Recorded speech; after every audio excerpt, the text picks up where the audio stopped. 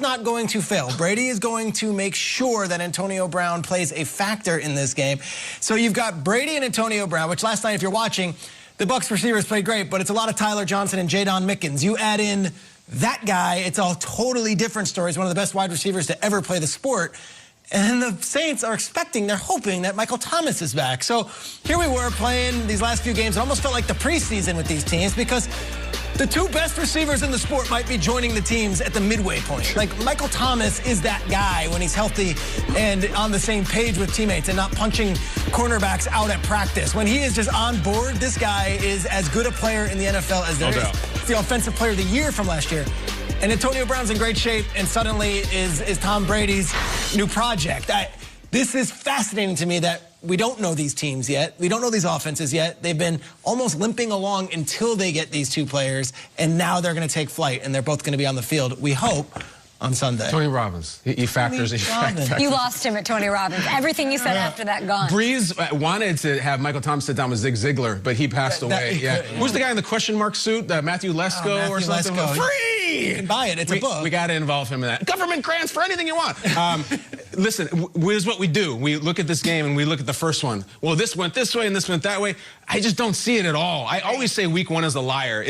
Week one is the weirdest week ever, especially that week when the Bucs were just coming together. The Saints were different than they are now. And most importantly, Peter, you're talking about maybe the two best wide receivers in the game. How about the best tight end to ever live? Like, Rob Gronkowski sort of was in that Bucs-Saints game. Like, his body was there, but there was nobody home. Like, we didn't recognize him. In fact, we didn't recognize him for about a month.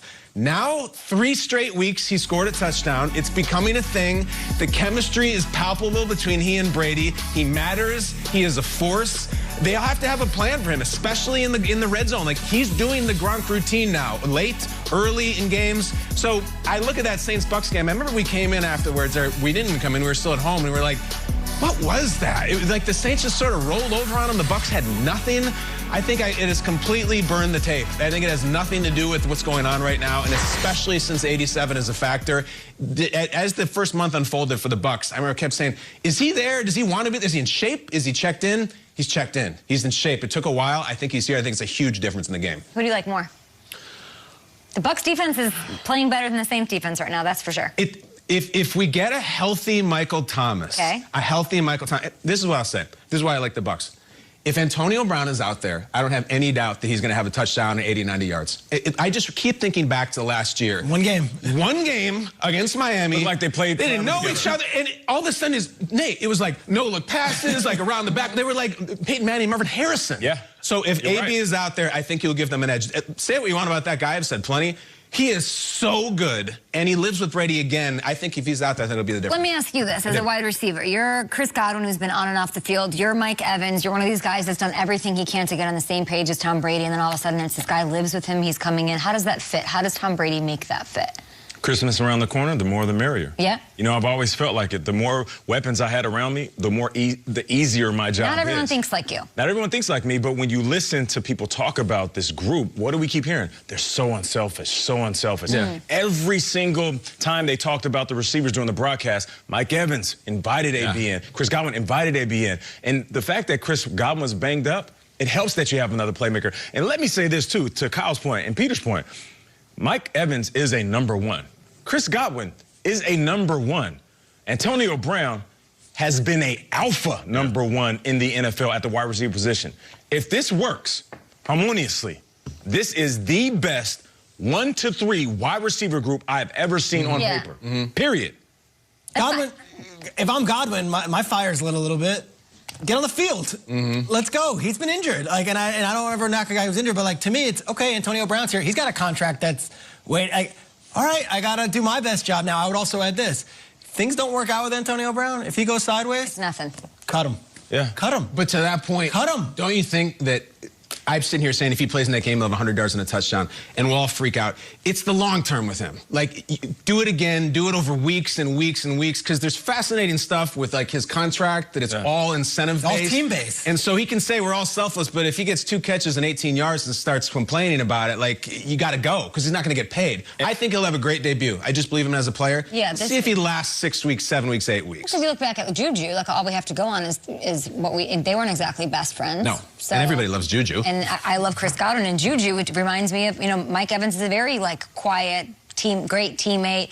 Reminds me of you as a wide receiver. Not everybody's Mike's a number different type of beast, though. Not everybody's a number two. I'm talking mentality. You are such a good teammate, Nate. Sometimes I like asking these questions because I don't, am I right, guys? Not everybody thinks like Nate. Yeah, but if you look at Chris Godwin in this situation, because he's been banged up, if I'm him, the NFL already knows what I can do. So even if I sit out a month just to let my body heal up, I don't care if I sit out the rest of the year. Antonio Brown, you can take my spot. Go ahead and rock the number 2. I want to heal up because a big payday is around the corner. There's not a team that's going to look at Chris Godwin and say, oh, he didn't play the rest of the season. He still can't do it. No, a healthy Chris Godwin in the offseason is going to get an $80 million contract. And that's why bringing in Antonio Brown is worth it. It's insurance. If AB does his thing, he's the best player on the team. He's better than anybody on the team. He's that good. So we love Chris Godwin. He's had a nice season or two. If AB is the thing, Godwin is yesterday's news. Arians, Leftwich, Randall L., they're all on the staff. Yeah. They all were with AB in Pittsburgh. They all know him. All these guys know him. There's a big support system. Let's just see if he's on board for the ride. Well, maybe the Saints can stop him and the Buccaneers. That's where we bring in Ian Rappaport. Well, they got some help, Nate. The Saints made a trade yesterday to help out that defense. Tell us, Ian, good morning, how Quan Alexander ended up in New Orleans and what other names we should be keeping our eyes on ahead of this deadline at 4 p.m. Eastern. Yeah, very interesting trade for the New Orleans Saints and bolster their defense. And this is one of the more athletic linebackers, obviously can run, can cover, can do everything, Kay, when he is on the field. And being on the field has been an issue for the very, very highly paid Quan Alexander. Had a couple injuries in his first year with the 49ers. And then from what I understand, they probably would have traded him actually after the Super Bowl last year. But then he had surgery, so they were not able to deal him. Gets to this season, he dealt with a high ankle sprain.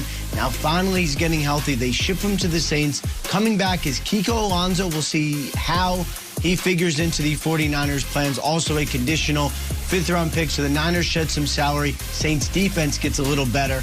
As far as today goes, we'll see how much action there really is, but a couple of the names to watch. Will Fuller, the speedster for the Houston Texans, big play receiver. I know he's garnered a ton of interest specifically from the Green Bay Packers. Dwayne Haskins, the former maybe franchise quarterback for the Washington football team, they are open to dealing him. David Njoku, the first-round tight end for the Cleveland Browns. That is someone who's gotten some interest in considering where they are depth-wise at the position. Might make some sense for the Browns to deal him now. We'll be keeping our eye on a lot today. We'll see how active it actually is, but we'll be watching. Appreciate you, Ian. 4 p.m. Eastern, that deadline. We have NFL Now at 1 p.m. Eastern, and Ian will be in that suit sitting right there all day long with all of the news. Traeger's saying it might get a little busy. We've got a busy day ahead, A busy day ahead of that trade deadline. It's also Election Day, so we'll be talking about that, of course, in the league's initiative to get everybody out there.